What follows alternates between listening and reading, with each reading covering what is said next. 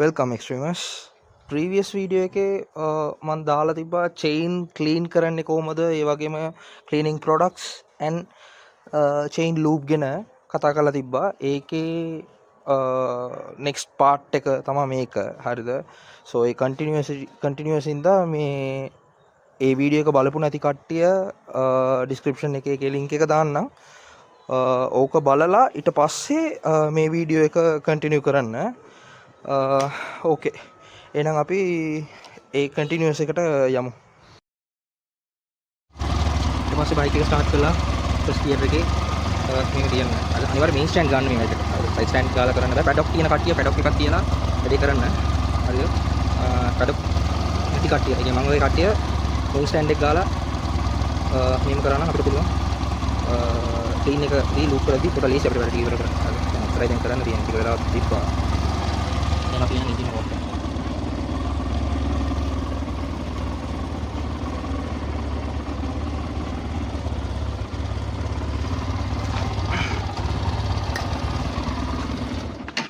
දැන් අපි next step එක කරමු. හරිද? කලින් මම කලින් කිව්වා වගේ ෂැම්පූ ටිකක් මිස් කරපු මේ වතුර මේක තියෙනවනේ. ඒකේ පොඩ්ඩක් අල්ලමු. ඔයගොල්ලන්ට පේනවනේ මේ කෑල්ල ගලගොත තවත් ලීසි. මේ කෑල්ලෙන් කී දාලා තමයි ගලවන්න තියෙන්නේ. හරිද? මම මේකට ටූල්ස් එක කොහොම ගත්තේ නැහැ. ගත්තට පස්සේ මම ওই වැඩේ කරනවා. මේ පුළුවන් නම් ඇලන් කී තියෙන කට්ටිය මේ තියෙන්නේ. මම හිතන්නේ පා වගේ ඇලන් කී ඇතුළ. ඒක පාවිච්චි කරලා මේක ගලවලා මේ ගැලගොත ඔයගොල්ලන්ට ලීසි යට පොද ගන්න. හරිද? දැන් ඒක තමයි මේව කරන්නේ. මම WD-40 පාවිච්චි කරලා මේ රින්ස් කරද්දී ලස්සන්ට වැඩි කරලා දී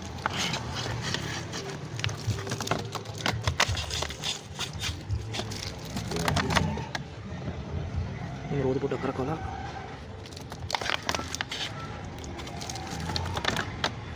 ලේකනේ මෙන්න මේ කේස් ඔක්කොම නැත්තම් මට මෙහෙම උඩින්ම මෙහෙම අල්ලන්න පුළුවන්. කේස් එක නැත් ගලව ගන්න බැරි ඉඳ තමයි මේ ප්‍රශ්නේ.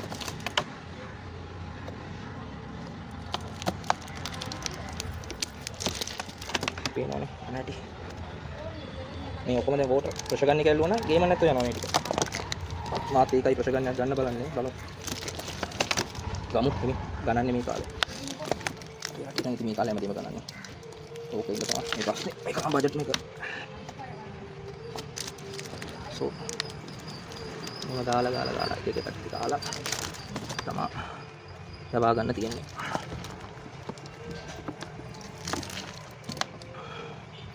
මේක ලොන් ප්‍රොසෙස් එකක්. හරිද? සමහර කට්ටියට පාවෙයි කරද්දී. හැබැයි සර්විස් ස්ටේෂන් එකෙත් හරියට එකපාරක් කරා නම් අපිට ඒ සර්විස් කරන 3000ට එකපාරක් හරියට කරා නම් මේ වැඩේ අපිට ලේසි වෙයි. ඒගොල්ලන් කරන්නේ නැති ඉඳලා අපිට මේ වැඩේ වැඩි වෙයි. හරිද? දැන් තව දෙයක් තියෙනවා. අපි පාවිච්චි කරන බයික් එක අපි හරියට මේන්ටේන් කරේ නැත්නම් වෙන කවුරුත් හරියට මේන්ටේන් කරන්නේ අනිත් කට්ටිය ෂෝ කරන්න බෑ. ඒකින්ද අපිත් මේවා ඉඳලා චිල් එකේ පොඩ්ඩක් ආසා කරන බයික් එක පොඩ්ඩක් ක්ලීන් කරගත්තා. හොඳයි. ඉතින් මාසෙට එකපාරක් හරි අඩුම ගන්න මේ වගේ ක්ලීන් එකක් අපිම කරගත්තා නම් හොඳයි.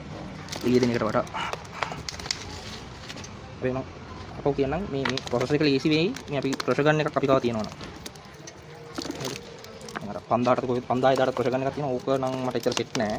හරිද? නැත්නම් ඕක ගන්න පුළුවන්. ඕක මට එච්චර සෙට් නෑ. ගන්න එක පාටම වන් ෂොට් එකට බයික් එක හොදන්නත් එක්කම තමයි ගන්න ඕනේ කියලා මම හිතන් ඉන්නේ. හරිද? මේ කරගත්ත ග්‍රීස් ටික ඔක්කොම ලස්සනට පැංගියි. දැන් ෆස්ට් ලෙවල් ඔෆ් ක්ලීනින් එක ඕකේ. දැන් සෙකන්ඩ් ලෙවල් ක්ලීනින් එක පටන් ගමු. ආපහු අපි එකපාරක් බයික් එක ස්ටාර්ට් කරමු.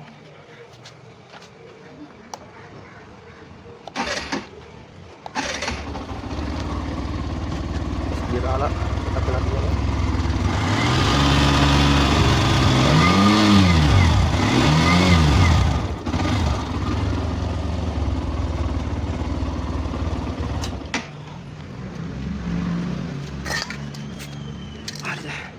දැන් කලින්ට වඩා පොඩ්ඩක් හොඳයි. දැන් අපිට තියෙන්නේ නෙක්ස්ට් එක. හරිද? නෙක්ස්ට් ස්ටෙප් එකට අපිට පාවිච්චි කරගන්න තියෙන්නේ මේ ඉන්නේ මෙයා. හරිද? මෙයාව තමයි දැන් අපි පාවිච්චි කරන්න ඕනේ. හරිද? කලින් ඕක කරගන්න කලින් පොඩ්ඩක් ට්‍රිස් කරගමු.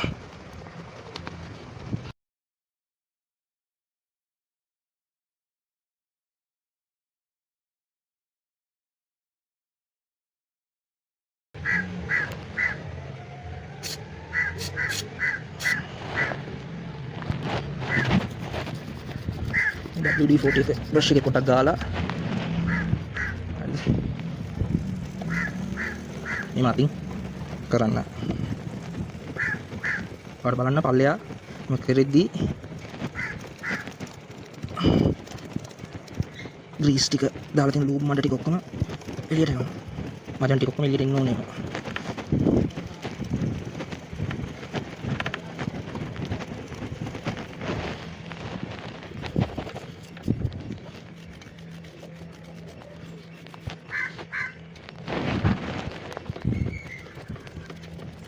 දැන් බ්‍රෂ් එක තිබ්බනම් අපිට ලේසි. දැන් මේම අල්ලන් ඉන්න විතරයි තියෙන බ්‍රෂ් එක. අර චේන් ක්ලීනින් බ්‍රෂ් නම් අතර වටින්ම ඒක සුද්ධ වෙනවා. ඒක අතින් මෙහෙම තල්ලු කරගෙන මේක කරන්න තමයි තියෙන්නේ. බයික් එක ස්ටාර්ට් කරලා එන්ජින් රනින් එකෙන් ක්ලීන් කරන්න පුළුවන්. හැබැයි ඒක මම එච්චර රෙකමන්ඩ් කරන්නේ නැහැ. බේසික් ලෙවල් එකේ ඉන්න කට්ටිය ඕක කරන්න try කරන්න එපා. මේක මම මේන්ලි අතන බේසික් කට්ටියට බේසික්ලි කරගන්න ඕන කට්ටියට. දන්න කට්ටිය නෙමෙයි, දන්නේ නැති කට්ටියට තමයි මේ වීඩියෝ එක. සෝ ඒගොල්ලන්ට තමයි. සෝ මේම normally කරගන්න.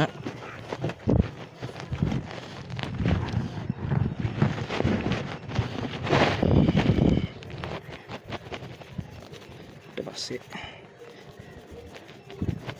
චේන්ජ් පොකට් එකේ සයිඩ් දෙක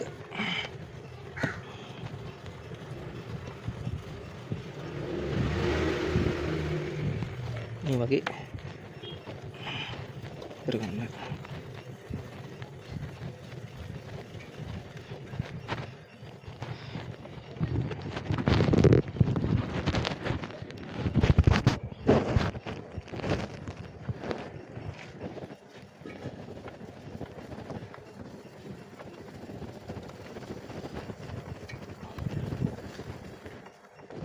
ඒ වගේම අනිත් පැත්තේ තියලා ওই වගේම කරගන්න.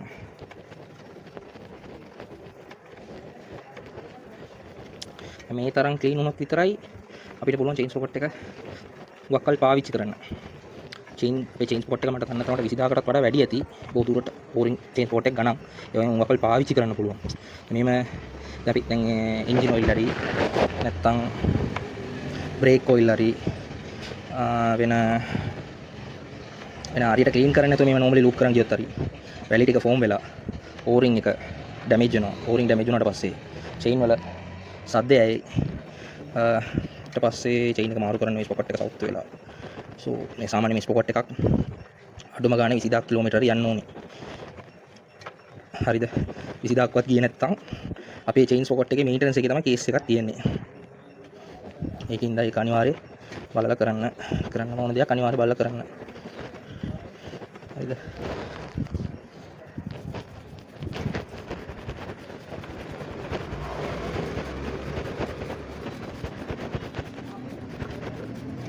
බලන්න තියෙනවා මට කොහොමද කියලා. මේ තරම් මචං තියෙන්නේ.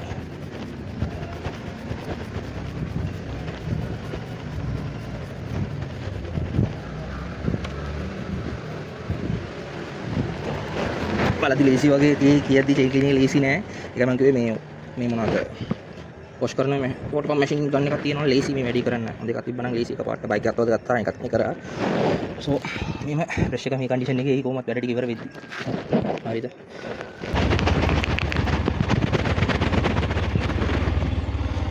මේ ෆෝම් එකේ දාමු.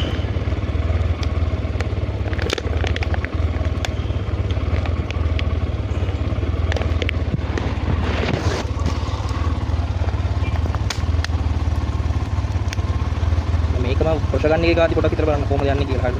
ප්‍රොෂ ගන්න එක පාවිච්චි කරලා මට WD-40 ගන්න ප්‍රමාණය අඩු වෙයි. හරි. මේ ෆෝම් එක ගන්න තමයි මම මෙච්චර මේ කරේ. ෆෝම් එක ගන්න ඕනේ නම් අපි අනිවාර්යයෙන් මේ සෝප් එක අඩුවෙන් දාන්නම වෙනවා. සැප් එක වැඩිම දාන්න වෙනවා. සැප් එක වැඩියෙන් දැම්මොත් අපිට පුළුවන් මේ ෆෝම් එක ගන්න.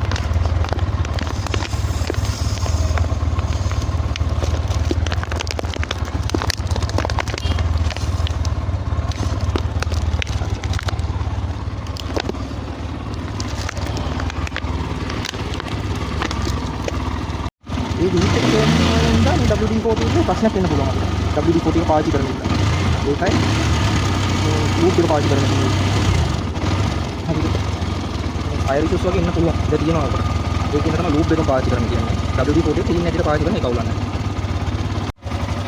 So දැන් බලන්න තියෙන හැටි before after එකම දාන්න පුළුවන්. ක්ලීන් වෙලා තියෙන හැටි. පේනවද? චේන් එක තියෙන හැටි. මේ තාම ඉවර නෑ. තාම චේන් ක්ලීනින් ප්‍රොසෙස් එක ඉවර නෑ. හරිද? දැන් අන්තිම ස්ටෙප් එකේ ඉන්නේ.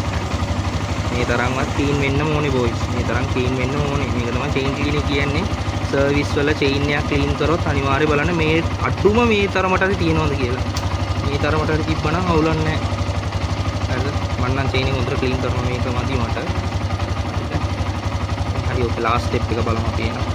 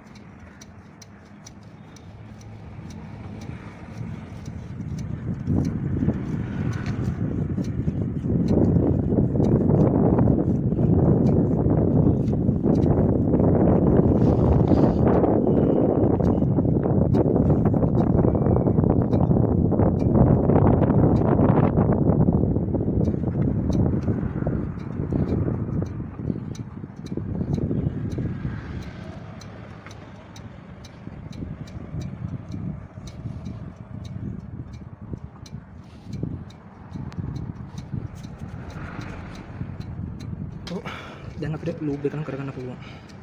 හරි. ලූප් එක කරන කලින් මේ කැප් එක තියෙන්නේ මේ ගලව ගන්න. ඊට පස්සේ තේරෙනවද කොච්චර තියෙනවද කියලා. දැන් කිලෝමීටර් 1000ක් විතර වෙන දුවලා තියෙනවා. තාම WD-40 එකක් ඉවර නැහැ. මේකත් ඉවර නැහැ. 400 ml ඉවර නැහැ. So ලූප් එක තියෙද්දි මේ කතන්දරෙමයි තිබ්බා.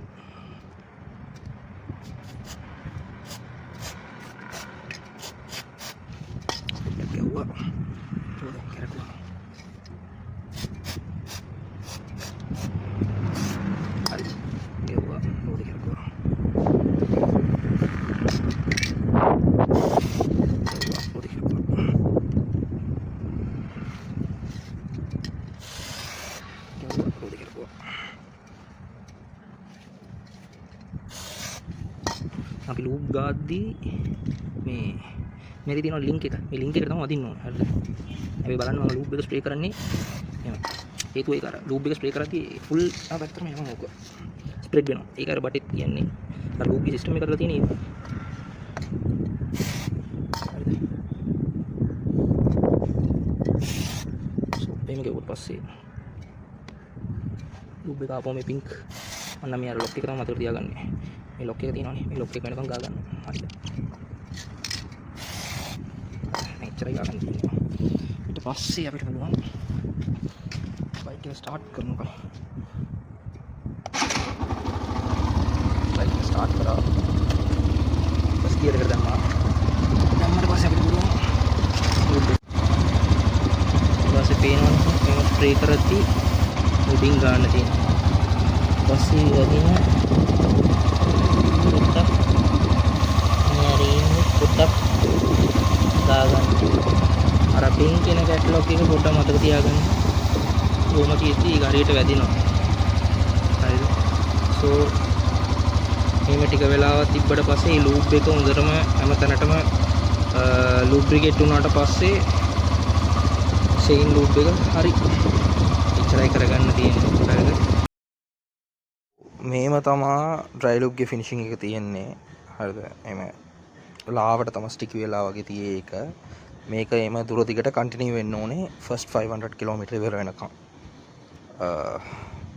සෝ අපි කලින් ගාලා තිබ්බ එකයි මේකටයි සෑහෙන වෙනස තියෙනවා. ඕගලන්ට තේරෙනවා ඇති. හරිද? මේ තියෙන ක්ලිප් එක ඇවිල්ලා මම චේන් ලූප් එක දාලා ඉවරනට පස්සේ කිලෝමීටර් 340ක් පැදලත් තියෙන ක්වොලිටි එක. ඒකයි මේ මොනවාද ලූබ් එකේ වෙන්න ඕනේ දේ. ඒ කියන්නේ ඩ්‍රයි ලූබ් එකේ මේන්ලි වෙන්න ඕනේ දේ මේකයි. වැලි මොනාරි වදිනවා නම් ඩස්ට් එක මොකුත්ම ඩස්ට් ප්‍රූෆ් හැටියට ඒක ප්‍රොටෙක්ට් කරන එක තමයි ඩ්‍රයි ලූබ් එක කරන්නේ. වයිනේ කාලෙදී ඒව ස්මජ් වෙනවා. ඒ කියන්නේ වතුර වදිද්දී ඒක ස්මජ් වෙනවා. ඒකට ඇවිල්ලා අපි වෙට් ලූබ් එක පාවිච්චි කරන්න ඕනේ. ඒක තමයි වෙට් ලූබ්ගේ ප්‍රොසෙස් එක. සෝ ඒකට තමයි වෙට් ලූබ් එක අදලා තියෙන්නේ. සෝ ඩ්‍රයි කාලේ ඩ්‍රයි ලූබ් එක, වෙට් කාලේ වෙට් ලූබ් එක. හරි. එහෙනම් අදට මෙච්චරයි බොයිස්. ආපහු තව හොඳ වීඩියෝකින් නැවත හම්බෙමු. අමතක කරන්නේ නැතුව subscribe කරන්න කට්ටිය. Okay. එහෙනම් see you soon next streamers.